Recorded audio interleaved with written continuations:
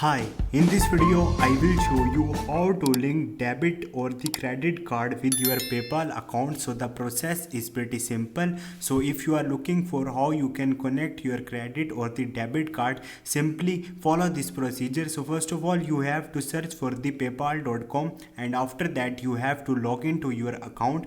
Once you will log into your account, you will see screen like this, and after that you have to click on the wallets from here. Once you will click on the wallets, you will see a option like link a card or the bank. Tap on it, and here you will see two options: link a credit or debit card or link a bank account. Simply you have to select a link a debit or the credit card, and here you have to enter the credit or the debit card number, and then select the type like Visa, Mastercard, Discover. Choice is here, and then here you have to enter the expiry date of your card, and after that you have to enter the security code of your card, and here you have to select the billing address and click on the link card. Once you will click on the link card, your card will be linked with your PayPal. Hope this video will helpful for you. See you next time. Thank you.